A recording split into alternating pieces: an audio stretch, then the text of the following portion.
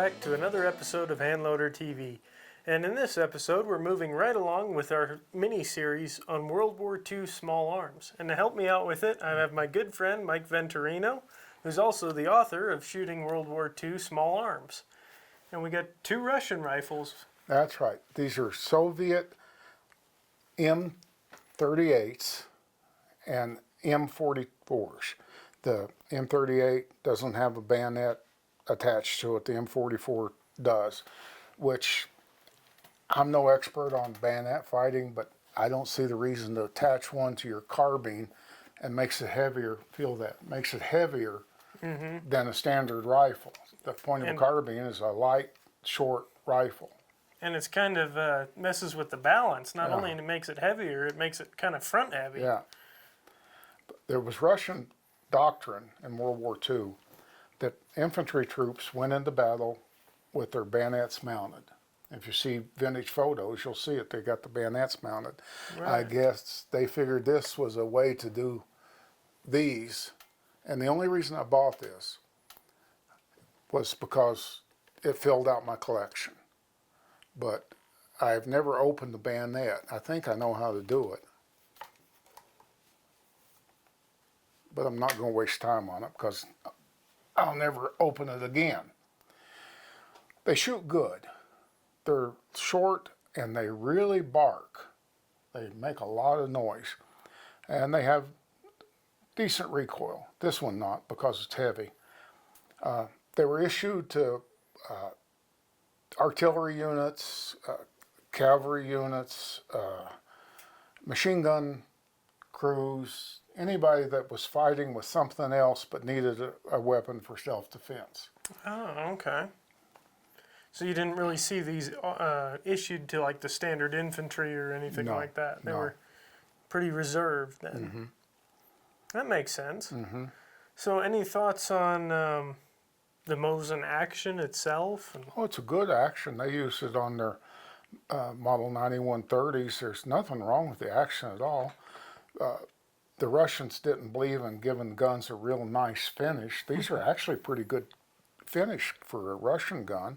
Yeah. They put the rear sight too close to the barrel. They should have put it back here. Yeah, give you a little longer sight radius. Yeah, that's a pretty short sight radius. I've seen sight radius on handguns longer than that. That's true. They were decent actions. They're not smooth like a trapdoor. Listen to me. They're not smooth like a Springfield. They're not smooth like a Mauser, but they're functional, and that's all the Russians cared about. I mean, they were fielding 10 million men at their height. They needed weapons out the door that were mass produced. And you can kind of almost see it looking at some of the stocks. I mean, very simple lines. I mean, you can tell it's almost like there's a tree underneath that stock, so to speak. Yeah, you're right. But they're functional. They actually shoot pretty good. Really? Yeah. Even with the short sight radius and their loud bark and the recoil, they're good shooters. Short range, 100, 150 yards. Right. Yeah. They're chambered for a fine cartridge. I'm a real fan of the 7.62 x 54 rimmed Russian cartridge. A lot of people think it's an old blunderbuss type cartridge. It's a good cartridge, I'm telling you. It saw a lot of use in World War II, and if I'm not mistaken, they're still using it today, aren't they? Still using it in some machine guns today. Yeah, that's what I thought. It has a large rim, tapered body, bottlenecked, very powerful for its size, 30-06 ballistics easily. Wow, that's pretty good. So if you want something short, light, and loud, I recommend you buy the Model 38. If you want a bayonet so you can maybe stick it in the ground for a fence post, buy the Model 44. So with that said, do you have any insight into hand loading for these? Yeah, just as you would. I use the same loads I loaded for my sniper rifle, for the SVT-40. I use the same ones in these, 150 grain bullet over charges of I prefer H4350 for this cartridge, except when I'm using a semi-auto. I'm afraid that slow burning powder might be a little much for it. Okay. When I'm using it, I'll switch down to Varget. Switch down to Varget. Yeah. And you have no problems with Varget, huh? Because I've heard a lot of people are worried to use Varget, but that's totally fine in like the M1s and the SVTs and stuff. I have never had a problem with it. That's good. That's really good. If I was limited to 2 powders for all these guns, it would be Varget and H4350. Really? Yeah, Wow. Well, that speaks volumes for that powder then. yeah. And if it was handguns, it'd be Trail Boss or Winchester 231. I had a feeling you were going to say Winchester 231. You've gotten used to it. Yeah. I'm learning a lot going through these. It's a lot of fun. So any final notes, maybe on care or anything else you'd like to add? No different than any other gun. Take the bolt out, clean it, oil it. I don't know what to tell you about the bayonet. Don't cut yourself on it. Other than that, it's just like any other rifle. Sounds good. Well, what do you say we take these rifles and we'll go hit the range with them? Don't forget your earmuffs. You can count on that. I actually keep some in my pocket, little extras just in case. Smart boy. Yeah. Let's hit the range. So we have the Mosin Model 38 carbine benched in, targets at 100 yards as usual, and Mike's back there spotting for me. What do you say, Mike? I'm ready when you are. All right. I'm going to just single feed this guy for now. We'll see what this rifle can do.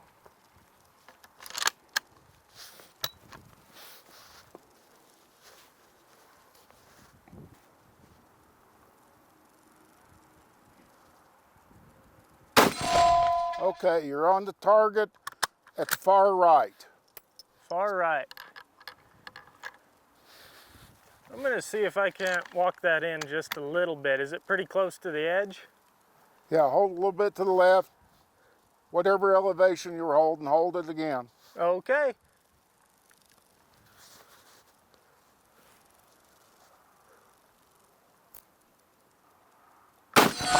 Center.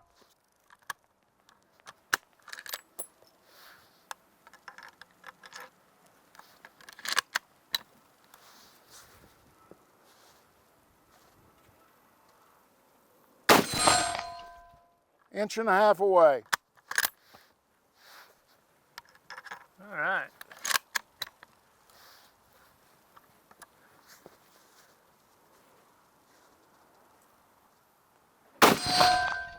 Okay, you drop that one low, about 6 inches below it. Okay.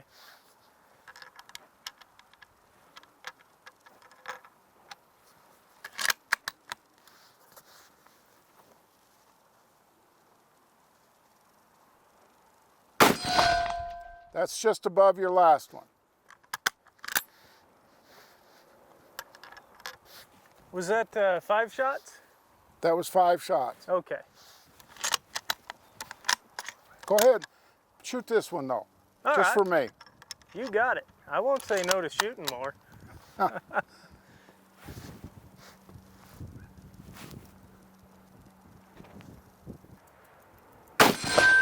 Okay, that went far right.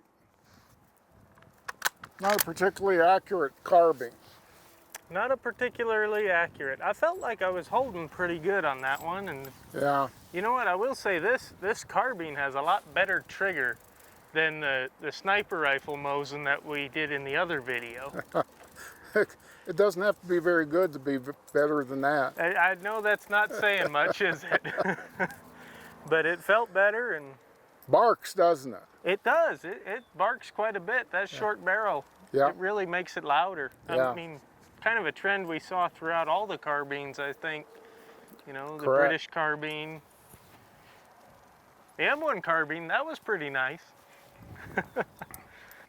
So we're back from the range now after shooting all the various different carbines, and we've got a few of our favorites here, and we figured we'd talk about them all at once. That way we can kind of compare and contrast the differences between the two, the ones that performed really well. And so first up, I have to say my favorite right off the bat, I'm going to jump the gun on you here, but that M1 carbine. I not only agree with you, I'm pretty happy. I have had this carbine a couple of years and hardly fired it. I shot it at 25 yards at steel one time. And so we took it out there today at 100 yards. It was just fine. It shot dead center, a little high on the steel plate, shot a nice round group. What I'm also happy about is that is a Standard Products M1 carbine, and if my memory is correct, but don't quote me, I think they only made 4% of M1 carbine production. So it's a rare carbine, and it's an excellent shooting carbine. I would agree in full with that. And it's light and it's handy. Yep.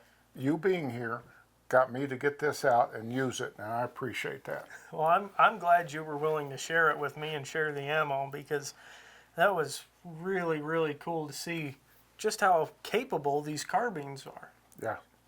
Now, I think you have a comment about the British carbine. I'll let you say that first. I shot that thing.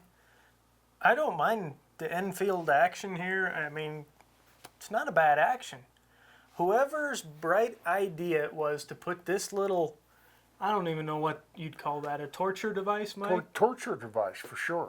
Boy, you want to, it feels like it doubles the recoil over a standard stock. I mean, that is a horrible idea. Well, what they did was take a nice wide butt plate that distributes recoil and then put a narrower piece on it so it would hurt.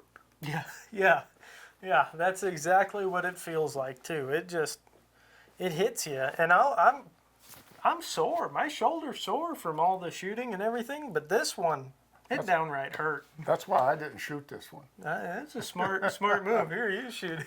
No. But actually, it didn't shoot too terrible, and I probably would have shot better had it not been for that. I mean, I know I was kind of anticipating the recoil a little bit on that. It's got a lot of good points. It's got a 10-round magazine. It's got a flip-up sight with good adjustments.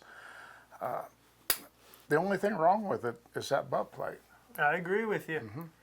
So then we also shot this Mauser here, and this is a really cool Mauser, and we'll have separate videos detailing all of these. Be sure to watch for those as they're released. But this Mauser did really well, I thought. That's a G33/40 that the Czechoslovakians made under German rule, and the Germans' main reason for having them was mountain troops. And see how they reinforced the butt for knowing men were going to use those to walk across ice fields and such, right, to protect the butts. The action on this is unbelievably smooth. I've seen very few sporting rifles and very expensive sporting rifles that were, the actions were as nice as that. I can attest to that. It was smooth as butter. I mean, it felt really nice. And if I recall, we only got a 3-shot group with this because we had some technical difficulties and we killed the steel plate at 100 yards. Not me, you. I'm trying to pass the blame off, but he's not going to let me forget that. Yeah, it was a beautiful thing. He hit that target and it just went boom. And you'll hear us all laugh. Be sure to watch a video on that one because it was a lot of fun to shoot. My only complaint about this rifle is the rear sight, the open rear sight. It's close to the front sight. I think if the Germans had been more involved in, say, target shooting a little bit, they would have put a rear sight back here, peep sight. But that was something, I'm glad you mentioned that, because that's kind of something, to go back to the British and the other carbines we've shot and talked about and have separate videos on, is the British one has a nice long sight radius, But that was kind of, if I recall, the Mosin had a real short sight radius as well. Yes. The Japanese also. Then the Japanese also. And interestingly, we got pretty poor performance out of both of those, if I recall. Both. We shot a Mosin model 38. We shot a Japanese type 44. Neither one shot very well. Not at all. And the sights weren't too bad. I think the shorter sight radius probably had something to do with that. And then the Mosin trigger and the Japanese trigger wasn't all that good either. But right. They're both a lot of fun to shoot and very interesting to get to compare and contrast and kind of see the weapons that were used around the world. I'd like to wrap up by saying I've read that on some of the Pacific Islands, the Japanese love to infiltrate at night, and Marines loved to have an M1 carbine in the foxhole with them because they had 15 rounds before they had to load it again. Yeah, I can believe that. Out of all of them, I think that's a clear winner. Of the carbines, yeah, of the carbines, most definitely.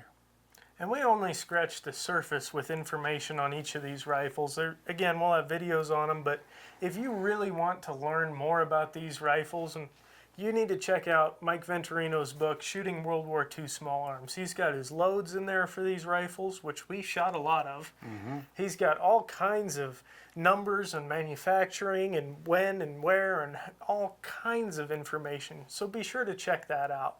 It goes a lot more in depth than we can do in these videos. And lastly, I'd like to thank you for opening up your vault here and showing us these firearms and talking with me about them.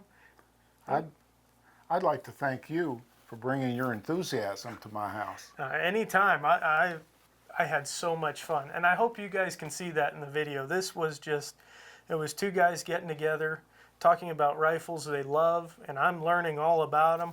And it was just so much fun. So I really appreciate it. I also need to thank Ted Tompkins, our official gopher. He was running around like crazy, painting targets, getting us food, whatever we needed, ammunition. He kept us shooting, and I really appreciate that. So special thanks to Ted. And Chris Downs, he's the videographer and photographer. He's behind the scenes. You don't get to see him, but he does all the awesome camera angles, and he's filming us now as we speak. And then lastly, a special thanks to Don Polachek, the owner of Wolf Publishing, who made this trip and everything here all possible. So, I thank Don too. He's been a good boss to me. Me too. And he don't pay me to say that. So with that said, thank you so much for watching. If you like this video, don't forget to give us a thumbs up and let us know. And don't forget to subscribe and hit the bell icon so you're notified when we post our next video. And as always, if you have any questions or comments, be sure to leave them in the comment section below. I do my best to answer every one of those. And I will see you guys in the next episode.